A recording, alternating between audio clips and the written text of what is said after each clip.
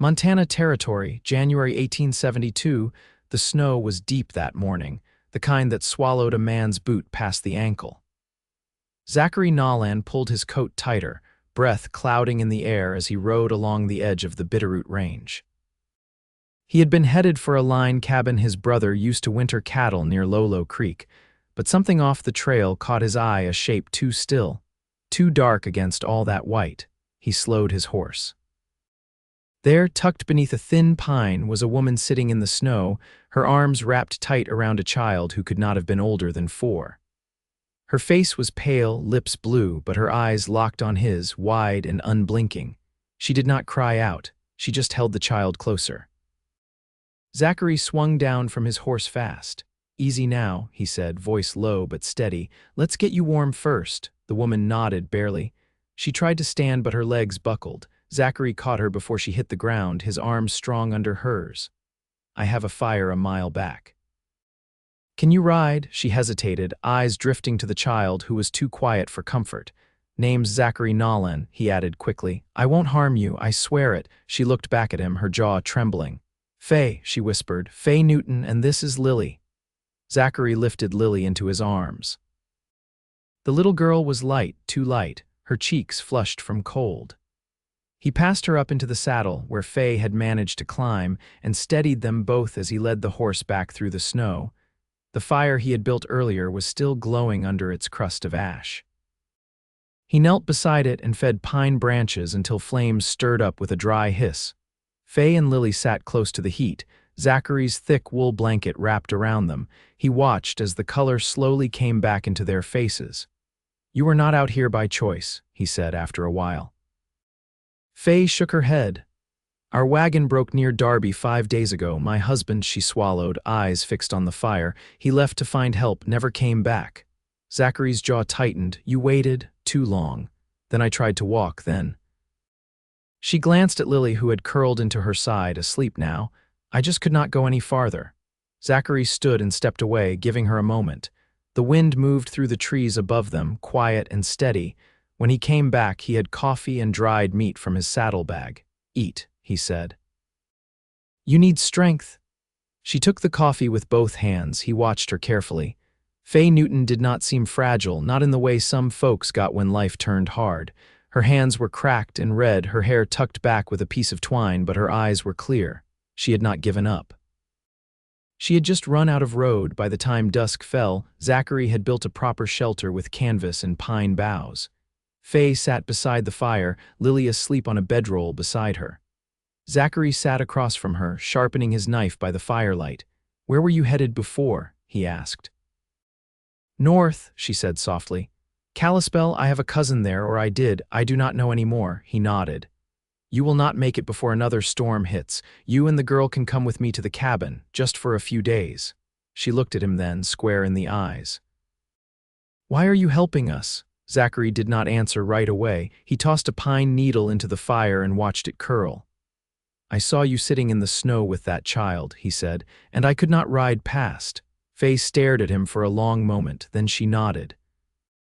"All right." They rode the next morning, slow but steady. The cold bit through their layers, but the sun was out, and Lily was warmer, giggling at the way Zachary's horse snorted when pine cones fell near its hooves. Faye rode behind him, her arms around her daughter, her cheek resting against Lily's hair.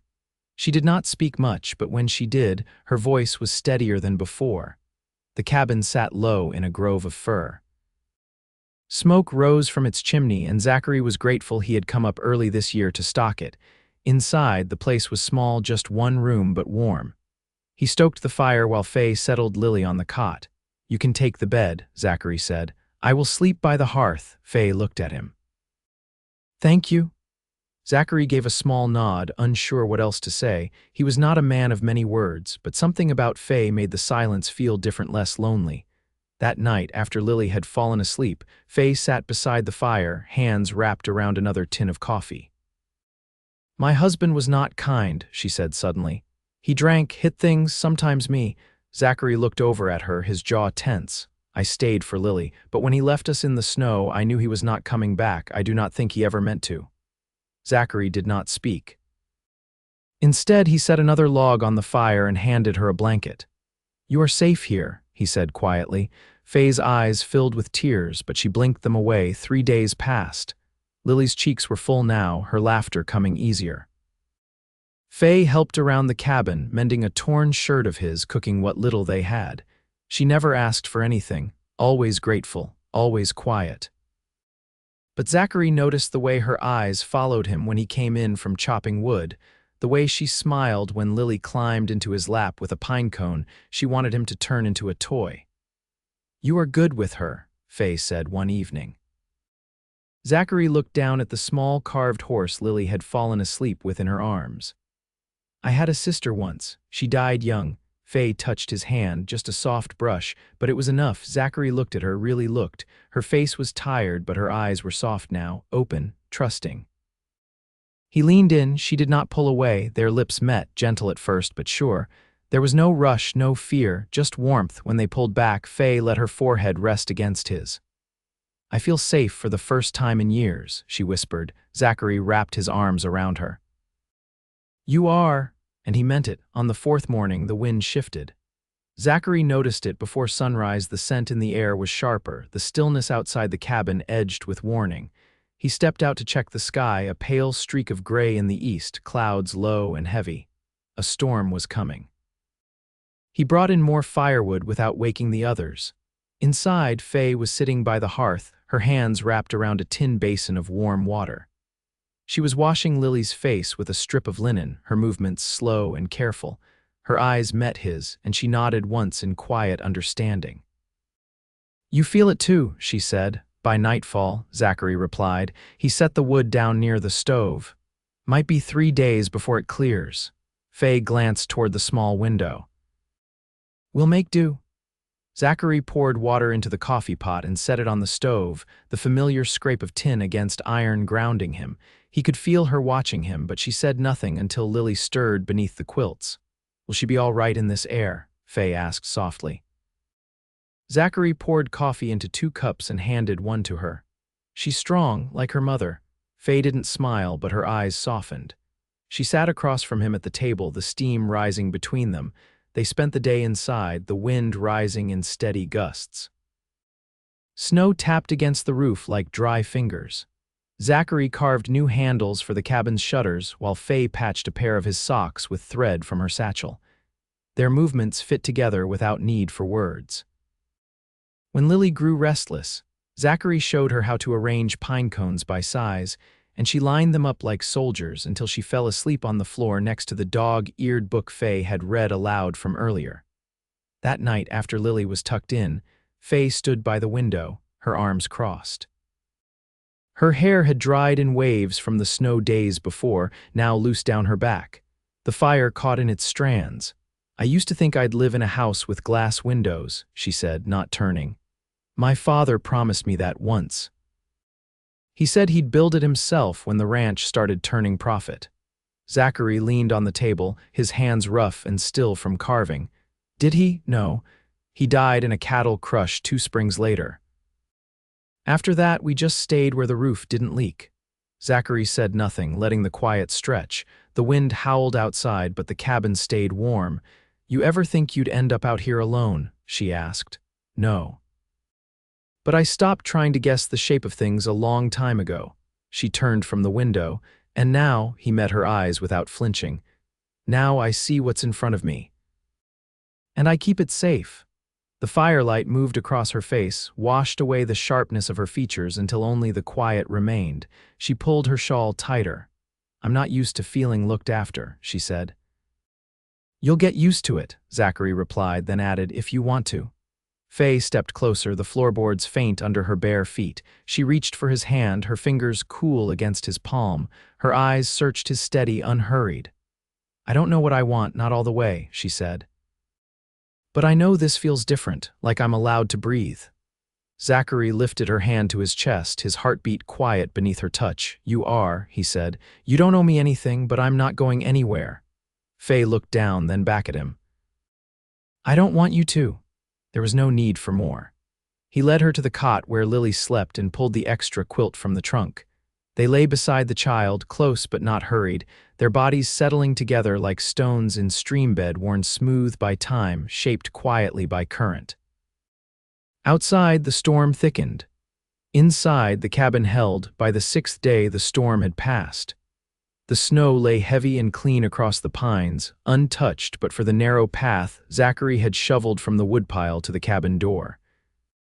The sky stretched wide and pale, sun pressing through thin clouds like a lantern behind muslin. Inside, the fire burned low, and the quiet no longer felt like waiting. Faye stood at the stove, sleeves rolled to the elbow, pressing dough into biscuit rounds with the rim of a tin cup. Her hair was loosely braided, the end tucked into the collar of her dress. She moved with a kind of settled purpose now, the stiffness gone from her shoulders. Lily was perched on a stool nearby, humming a tune Zachary didn't recognize, tapping her heels against the legs of the stool in time. He'd taken to fixing the cabin's shutters that morning, reinforcing the hinges with spare nails from a box he'd long forgotten he had. When he stepped back inside, snow still clinging to his cuffs, Faye turned slightly. Found a cast iron pan in the crate under the bed. Thought I'd try to make something decent. Zachary pulled off his gloves and rubbed his hands near the stove. Smells like you're succeeding, she glanced at Lily, then back at him. We used to live near a boarding house. I worked in the kitchen when I was younger. Learned quick-burning breakfast meant no supper.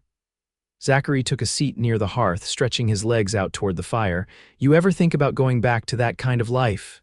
No, she said, then paused. Not because of the work, I want quiet now.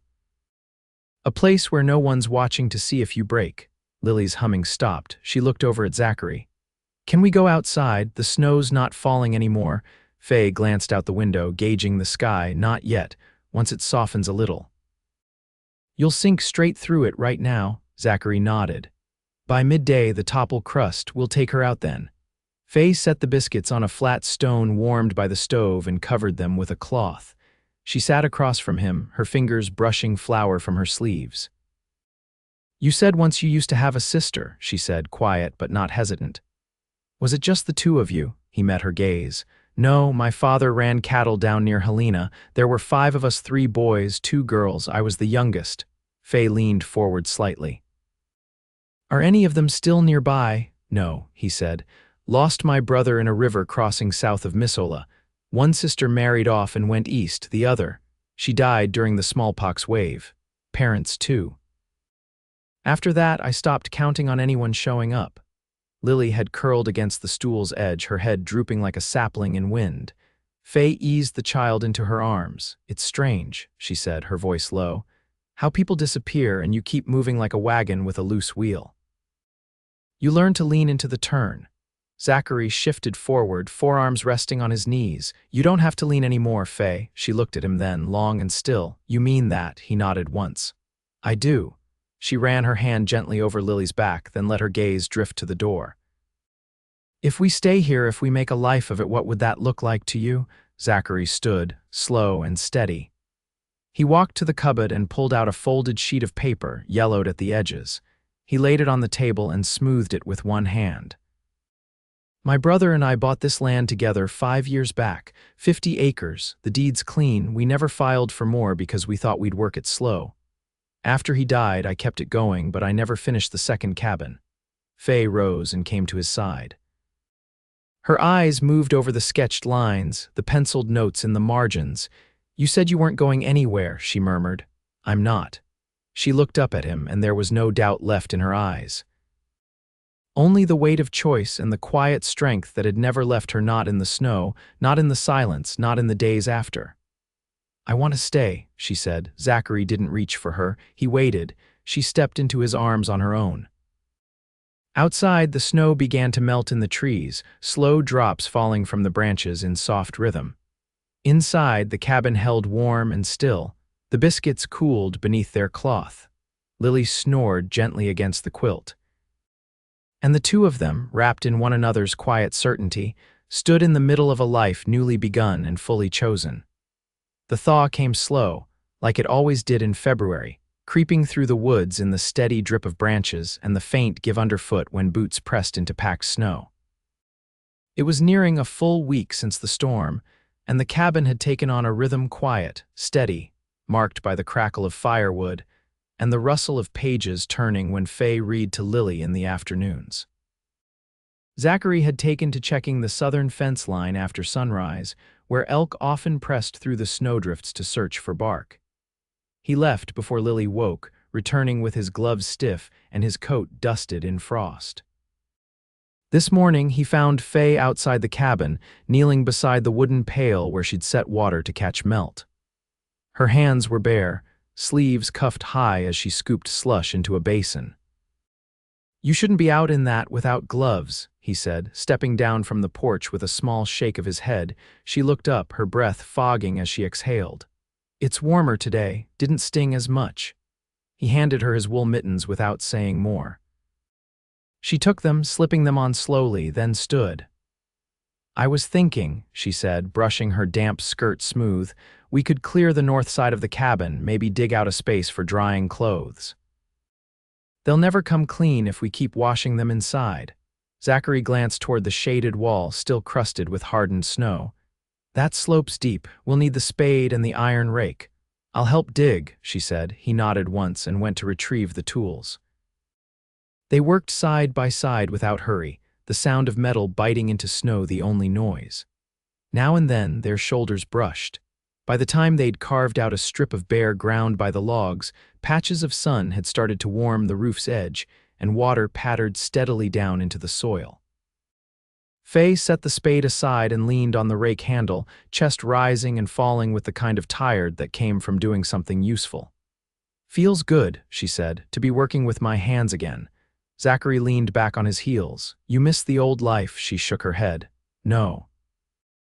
I miss the parts where I knew what came next. Routine's a comfort when you're always waiting for something to go wrong." Zachary rested the rake against the wall and looked at her, the sun casting a slant of light across her cheek. "You still waiting?" "I'm trying not to," she said. "It's easier here." They lingered a moment longer, then turned to go inside. Lily had set up her cloth dolls on the table, and two small chairs from the corner had been dragged close. She was mid-conversation with one of them, her voice high and serious. "Mrs. Cartwright says the bread's too stiff, but Mr. Cartwright eats it anyway 'cause he's polite." Faye traded a glance with Zachary, lips twitching faintly. He reached for his coat again. "I'll head to the lower creek. If the ice is breaking, I can draw water without hauling it from the well." Faye stepped forward. "Let me come." Zachary hesitated. "It's rough walking still."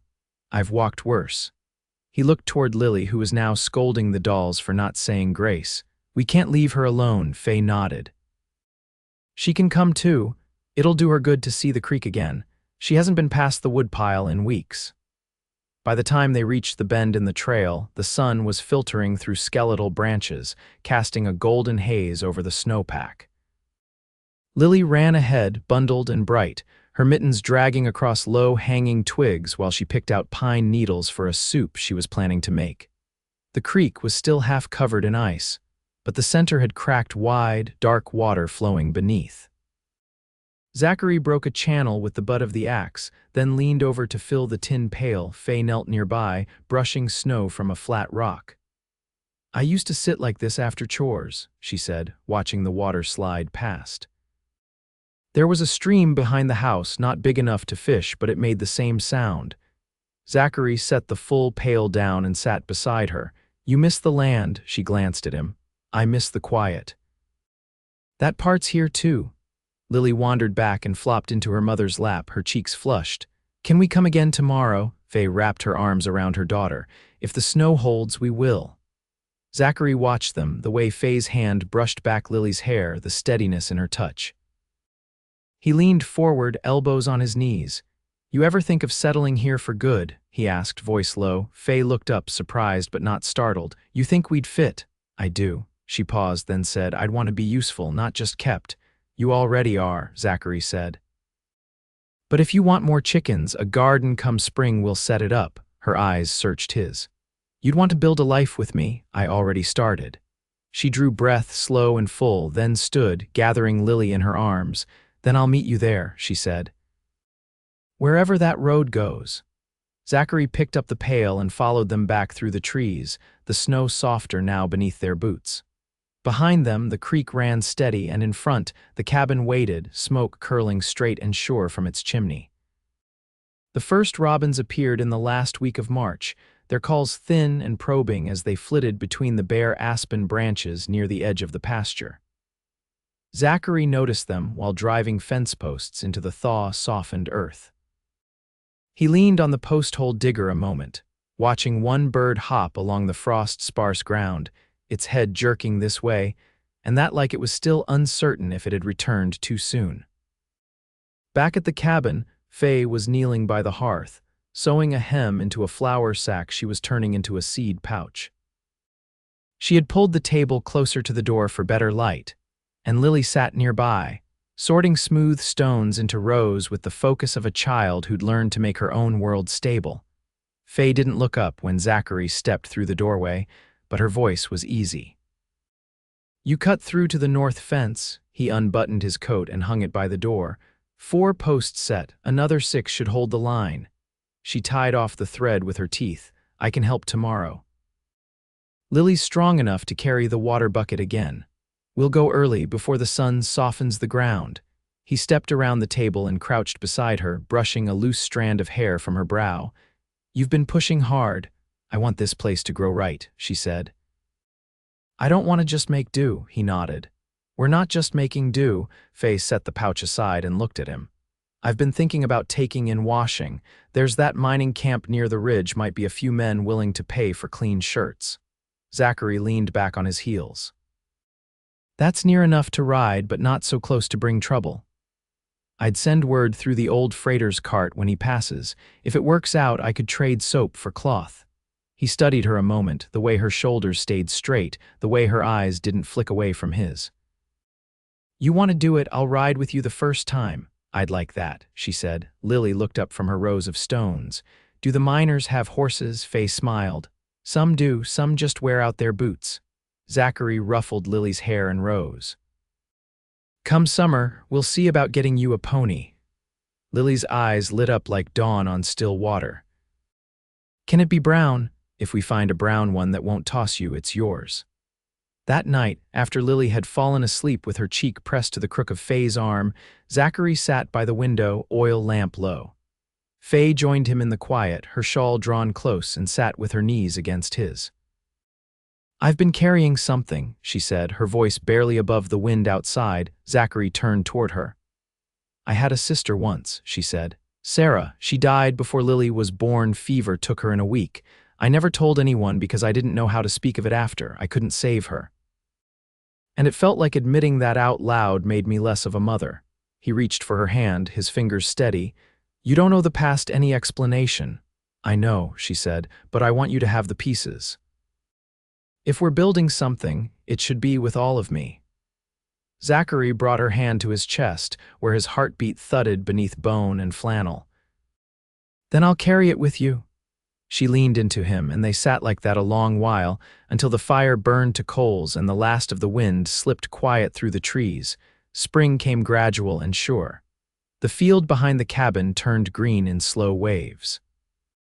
They planted carrots, beans, and a patch of barley that Zachary wasn't entirely hopeful about, but Faye insisted on tending. Lily helped with a wooden trowel Zachary had carved for her, her hands muddy and proud. They made the first trip to the mining camp in May. The men were rough but respectful. Faye's quiet confidence and Lily's watchful gaze beside her kept any trouble at bay. She returned with 2 coin purses and a bolt of muslin one of the older miners offered in trade for a mended coat. Zachary built a second henhouse just beyond the lean-to. Faye painted the door with leftover blue dye from a feed sack, and Lily pressed her handprint beside the latch in redberry juice. One night, under a sky scattered with stars, Zachary brought out the deed again and laid it on the table. "I want your name on it," he said. Faye stared at the paper a long moment.